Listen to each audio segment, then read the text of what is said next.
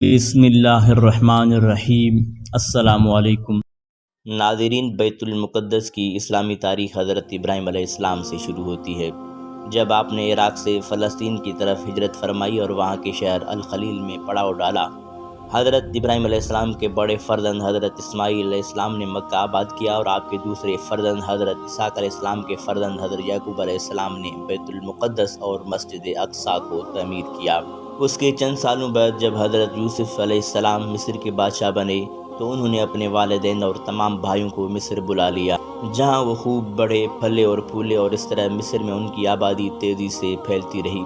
اس کے سینکڑوں سال بعد جب مصر پر فرعون کی حکومت قائم ہوئی اور اس نے بنی اسرائیل پر ظلم و ستم کی انتہا کر دی، تو حضرت موسیٰ علیہ السلام نے اللہ کے حکم سے بنی اسرائیل کو لے کر فلسطین کی طرف ہجرت کی۔ فرعون نے ان کا پیچھا کیا لیکن بحر احمر میں ڈبو دیا گیا۔ ناظرین، فلسطین آ کر بنی اسرائیل نے طرح طرح کی نافرمانیاں شروع کر دیں، جس کی وجہ سے اللہ تعالیٰ نے انہیں وادی تیہ میں 40 سال تک کے لیے بھٹکا دیا۔ اسی دوران حضرت موسیٰ علیہ السلام اور حضرت ہارون علیہ السلام نے عمالقہ جو اس وقت بیت المقدس پر قابض تھے ان سے جنگ کی اور بیت المقدس کے علاقے کو فتح کیا، اور ان کے بعد حضرت طالوت علیہ السلام کی قیادت میں ایک جنگ لڑی گئی جس میں حضرت داؤد علیہ السلام نے جالوت کو قتل کیا، اور اس طرح فلسطین کے سارے علاقے پر حضرت طالوت علیہ السلام کی حکومت قائم ہو گئی۔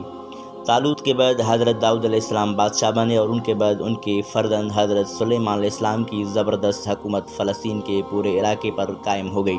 لیکن حضرت سلیمان علیہ السلام کے بعد ان کا بیٹا بادشاہ بنا۔ وہ انتہائی عیاش اور بد کردار تھا۔ اس نے اپنی قوم میں بے حیائی اور بت پرستی عام کر دی، اور یہ بھی سابق عوام کے اخلاقی اور اعتقادی بیماریوں میں مبتلا ہو گئے، جس کی وجہ سے اللہ نے بابل کے بادشاہ بخت نصر کو ان پر مسلط کر دیا، جس نے 578 قبل مسیح ایک زوردار حملہ کر کے سلطنت یہودیہ کے تمام چھوٹے بڑے شہروں کی اینٹ سے اینٹ بجا دی، یروشلم اور ہیکل سلیمانی کو پیوند خاک کر دیا، ہزاروں لوگوں کو تہہ تیغ کر دیا، اور جو بچے اور عورتیں بچ گئے انہیں اپنے ساتھ عراق لے گیا۔ بخت نصر کی موت کے بعد وہ قیدی 70 سال بعد واپس فلسطین آ گئے، اور انہوں نے شہر یروشلم کو پھر آباد کیا اور چھوٹی موٹی ریاست تشکیل دی، لیکن پھر ان میں وہی خرابیاں رونما ہو گئیں، جس کی وجہ سے کبھی یونانیوں نے، کبھی بابلیوں اور کبھی رومیوں نے انہیں اپنا غلام بنایا۔ حضرت عیسیٰ علیہ السلام کے زمانے میں ان کے عوام ہی نہیں، علماء کا طبقہ بھی اس قدر گمراہ تھا کہ شرک، بدکاری، انبیاء کے قتل اور شراب نوشی وغیرہ کو گناہ تک بھی نہ سمجھتا تھا۔ ان یہودی علماء نے حضرت عیسیٰ علیہ السلام کو قید کرانے اور پھر سولی پر چاڑنے کے لیے طرح طرح کی سازشیں اور کس قدر نیچ حرکتیں کی، اس کی کچھ تفصیل موجودہ انجیلوں میں بھی مل سکتی ہے۔ حضرت عیسیٰ علیہ السلام کو آسمان پر اٹھائے جانے کے بعد سن 70 عیسوی میں اللہ تعالیٰ نے ان پر رومی حاکم ٹائٹس کو مسلط کر دیا، جس نے 1,33,000 یہودیوں کو قتل کر دیا۔ 70,000 کے قریب غلام بنا لیے گئے، جنہیں بھوکے درندوں کے سامنے کھانے کے لیے ڈالا گیا۔ اس کے بعد یہود 1750 عیسوی سال تک پھر کبھی اس سرزمین پر آباد نہیں ہو سکے۔ ناظرین، اسراء اور معراج کی رات نبی کریم صلی اللہ علیہ وآلہ وسلم کا مسجد حرام سے مسجد اقصیٰ تک کا سفر، اور پھر وہاں سے 7 آسمانوں کی سیر، اور پھر آسمان سے بیت المقدس کی طرف نزول، اور پھر براق سے مکہ واپسی، خود اس بات کے واضح اشارے تھے کہ اب بیت المقدس کی سرزمین جلد ہی اسلام اور مسلمانوں کے زیر سایہ آنے والی ہے۔ پھر نبی کریم صلی اللہ علیہ وآلہ وسلم کا 16 یا 17 ماہ تک مسجد اقصیٰ کی طرف رخ کر کے نماز پڑھنا گویا اس بات کی صراحت تھی کہ اب یہ مقدس سرزمین نہ یہود کی ہے نہ عیسائیوں کی، یہ صحیح دین اور صحیح اسلام کے پیروکار کی ہے۔ 17 ہجری بمطابق 638 عیسوی کو جب مسلمانوں نے حضرت ابو عبیدہ بن جراح کے ماتحتی میں ملک شام کو فتح کیا تو بیت المقدس کا بھی محاصرہ کر لیا، تو بیت المقدس کے پوپ نے، جس کا نام سرفیانوس تھا، مسلمانوں کے سامنے یہ شرط رکھی کہ اگر آپ کے امیر المومنین بذات خود یہاں تشریف لائیں گے تو میں شہر کی چابیاں ان کے حوالے کروں گا۔ چنانچہ حضرت عمر فاروق رضی اللہ تعالیٰ عنہ نے اپنے غلام کے ساتھ بیت المقدس کا سفر کیا، اور پوپ سرفیانوس نے بیت المقدس کی چابیاں حضرت عمر فاروق رضی اللہ تعالیٰ عنہ کے حوالے کیں۔ حضرت عمر فاروق رضی اللہ تعالیٰ عنہ نے وہاں پر اپنا مشہور معاہدہ لکھوایا جسے میثاق عمر کہا جاتا ہے، جس میں آپ نے ایلیا یعنی بیت المقدس کے تمام عیسائیوں کے جان و مال اور عزت آبرو اور گرجا و کلیسا کی حفاظت کی گارنٹی عطا فرمائی اور انہیں دینی و مذہبی آزادی کے ساتھ زندگی گزارنے کا فرمان جاری کیا۔ اس فتح بیت المقدس میں 3000 سے زیادہ صحابہ کرام شریک تھے۔ حضرت عمر فاروق رضی اللہ تعالیٰ عنہ نے مسجد اقصیٰ کے قریب ایک مسجد بنانے کا حکم دیا جسے آج بھی مسجد عمر کہا جاتا ہے، اور مؤذن رسول حضرت بلال رضی اللہ تعالیٰ عنہ نے اذان دی اور مسلمانوں نے نماز ادا کی۔ ناظرین، مسجد اقصیٰ خلفائے راشدین، خلافت بنو امیہ، خلافت بنو عباسیہ میں مسلمانوں کے ماتحت رہی۔ جب خلافت بنو عباسیہ روح بزوال ہونے لگی تو عالم اسلام میں کئی چھوٹی موٹی سلطنتیں وجود میں آ گئیں، جن میں سے ایک سلجوقی سلطنت تھی جو فلسطین اور شام میں تھی، اور دوسری شیعہ رافضی فاطمی سلطنت تھی جو مصر میں قائم تھی۔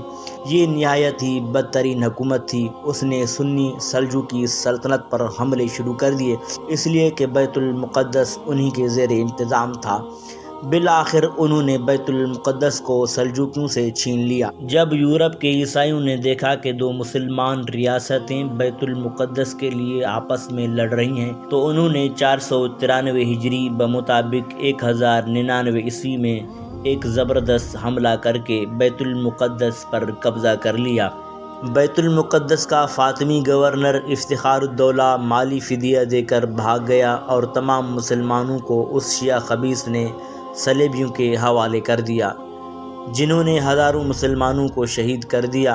عزتیں لوٹی گئیں، بچے بوڑھے عورتیں کسی کو بھی نہیں بخشا گیا۔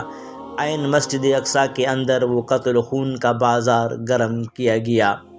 الامان والحفیظ، اس کے بعد مسجد اقصیٰ کو گرجا گھر میں تبدیل کر دیا گیا اور قبۃ الصخرہ پر صلیب نصب کر دی گئی، اور مسجد اقصیٰ کے برآمدے کو گھوڑوں کا استبل بنایا گیا، اور پھر 90 سال تک کے لیے مسجد اقصیٰ صلیبیوں کے ناپاک ہاتھوں میں چلی گئی اور عیسائی فلسطین کے ایک اچھے خاصے رقبے پر قابض ہو گئے۔ ناظرین، اللہ تعالیٰ نے اسی دور میں سلطان نور الدین زنگی کو سرزمین شام میں صلیبیوں کے مقابلے کے لیے کھڑا کیا۔ مسجد اقصیٰ فتح کرنے کے بعد صلیبیوں کے حوصلے اتنے بلند ہو گئے کہ انہوں نے مکہ مکرمہ اور مدینہ منورہ کی فتح کے خواب دیکھنے شروع کر دیے، بلکہ انہوں نے اپنا ایک لشکر جرار سمندری راستے سے رابغ روانہ کر دیا تاکہ وہاں سے یہ لشکر مکہ مکرمہ اور مدینہ منورہ دونوں پر حملہ آور ہو۔ لیکن اللہ تعالیٰ جزائے خیر عطا فرمائے سلطان نور الدین زنگی کو کہ انہوں نے انتہائی برگرفتاری کے ساتھ اپنی فوجوں کو خشکی کے راستے رابغ روانہ کر دیا۔ نور الدین زنگی کی افواج نے نہ صرف صلیبیوں کا مردانہ وار مقابلہ کیا بلکہ ان کو اس طرح ختم کیا کہ ان کا کوئی فوجی پلٹ کر پھر فلسطین نہیں جا سکا۔ اسی دوران سلطان زنگی کی وفات ہو گئی تو اللہ تعالیٰ نے ان کی جگہ غازی ملت سلطان صلاح الدین ایوبی کو بیت المقدس کی آزادی کے لیے کھڑا کر دیا، جنہوں نے بے شمار معرکوں میں یورپی صلیبیوں کو شرمناک شکستیں دیں، لیکن ان کی سب سے بدترین شکست حطین کے معرکہ میں ہوئی، جس میں 30,000 سے زیادہ عیسائی مارے گئے اور 30,000 سے زیادہ گرفتار ہوئے، جن میں اکثر یورپی ریاستوں کے شہزادے تھے۔ یہ معرکہ 4 جولائی 1187 عیسوی کو پیش آیا۔ اس معرکہ کے صرف 3 ماہ بعد سلطان صلاح الدین ایوبی نے بیت المقدس کو دوبارہ فتح کر کے مسجد اقصیٰ کو نصرانیوں کی غلاظت سے پاک کیا اور اس پر لگی ہوئی صلیب توڑی۔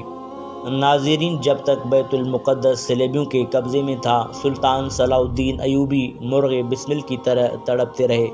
کسی نے ان سے اس کا سبب پوچھا تو اس اللہ کے شیر نے جواب دیا، مجھے کیوں کر خوشی اور کیسے کھانا اچھا لگے اور کیسے آرام سے سونے کی لذت آئے جب کہ بیت المقدس صلیبیوں کے قبضے میں ہے۔ سلطان صلاح الدین ایوبی نے صلیبیوں کے ساتھ مصر کی رافضی فاطمی حکومت کو بھی ختم کر دیا، جس نے بیت المقدس کو صلیبیوں کے ہاتھوں میں گروی رکھ دیا تھا۔ ناظرین، عہد ایوبی کے بعد پھر مملکوں کا دور آیا۔ اس دور میں بھی مسجد اقصیٰ مسلمانوں کے ہاتھوں میں محفوظ رہی۔ پھر ترکی کے عثمانی خلفاء بیت المقدس اور حرمین شریفین کے وارث بنے۔ انہوں نے بھی مسجد اقصی اور حرمین شریفین کی بے مثال خدمت کی۔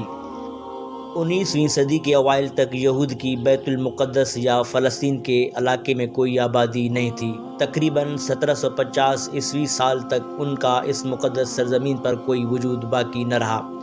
1838 عیسوی سے سرزمین میں ان کی دلچسپی پھر شروع ہو گئی اور اکا دکا یہودی خاندان فلسطین کی طرف ہجرت کرنے لگا۔